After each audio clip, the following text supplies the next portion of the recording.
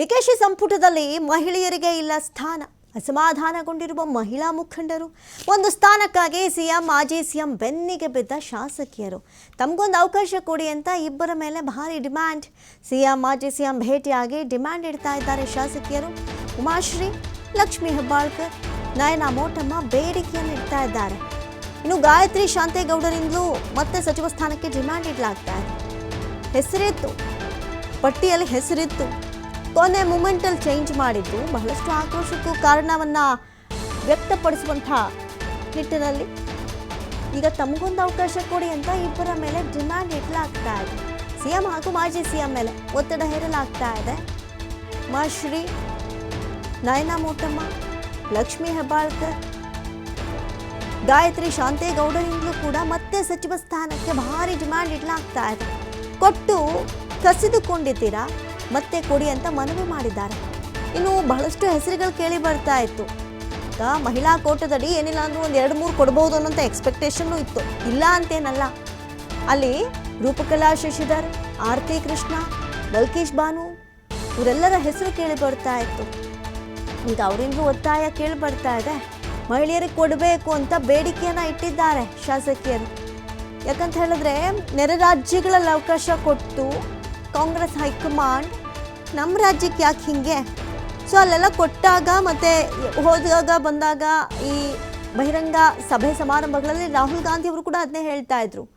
ಮಹಿಳಾ ಪ್ರಾತಿನಿಧ್ಯ ಕೊಡಬೇಕು ಮಹಿಳೆಯರಿಗೆ ಎಲ್ಲ ವಿಚಾರದಲ್ಲೂ ಅಂತೆಲ್ಲ ಮಾತಾಡಿದಾಗ ಸಚಿವ ಸಂಪುಟದಲ್ಲಿ ಒಂದು 2-3 ಜನಕ್ಕೆ ಅವಕಾಶ ಕೊಡ್ಬೋದಾ, ಅಥವಾ 4 ಕೊಟ್ಟು ಮಾದರಿ ಅಂತ ತೋರಿಸ್ಕೊಳ್ಬೋದಾ, ಹೀಗೆಲ್ಲ ಅಂದಾಜು ಮಾಡಲಾಗ್ತಾ ಇತ್ತು. ಆದರೆ ಆಗಿದ್ದ ಕೆಲಸ ಏನು?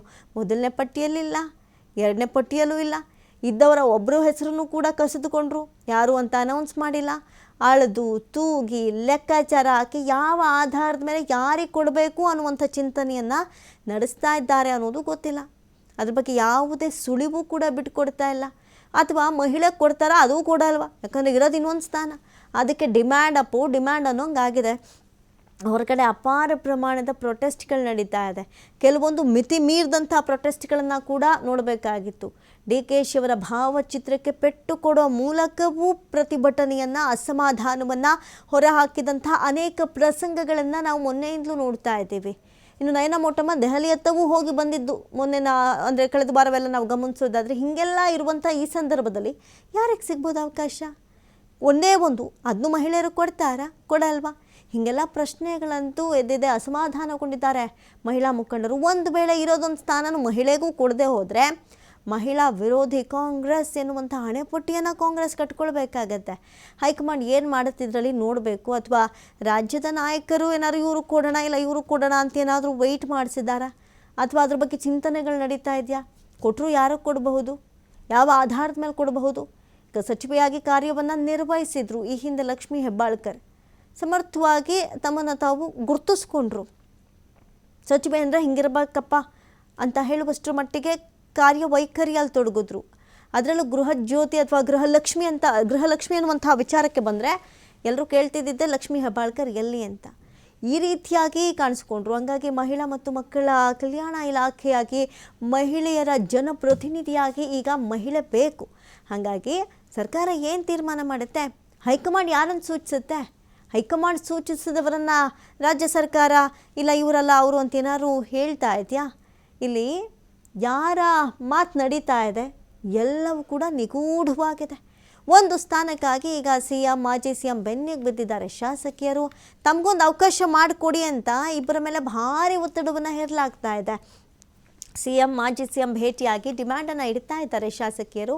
ಅದರಲ್ಲಿ ನಾವು ಪ್ರಮುಖವಾಗಿ ಗಮನಿಸೋದಾದರೆ ಉಮಾಶ್ರೀ, ಲಕ್ಷ್ಮೀ ಹೆಬ್ಬಾಳ್ಕರ್, ನಯನಾ ಮೋಟಮ್ಮ ಬೇಡಿಕೆ ಇಡ್ತಾ ಇದ್ದಾರೆ. ಜೊತೆಗೆ ಗಾಯತ್ರಿ ಶಾಂತೇಗೌಡ ಅವರ ಹೆಸರು ಮೊನ್ನೆ ಪಟ್ಟಿಯಲ್ಲಿ ಎಲ್ಲರೂ ನೋಡಿದ್ರು.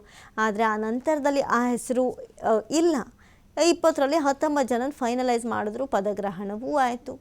ಆ ನಂತರ ಮುಂದೇನು ಅನ್ನುವಂಥ ಪ್ರಶ್ನೆಗೆ ಇನ್ನೂ ಉತ್ತರ ಸಿಕ್ಕಿಲ್ಲ.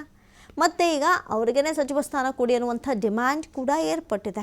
ಕೊಟ್ಟು ಕಿತ್ಕೊಂಡ್ಬಿಟ್ರಿ, ಒಂದು ಸ್ಥಾನವನ್ನು ಕೊಟ್ಟು ಸಚಿವ ಸ್ಥಾನವನ್ನು ಕೊಟ್ಟು ಕಿತ್ಕೊಂಡ್ಬಿಟ್ರಿ ಅನ್ನುವಂಥ ನೋವು ಅವ್ರ ಹತ್ರನೂ ಇರುತ್ತೆ. ಅದು ಈಸಿ ಅಲ್ಲ.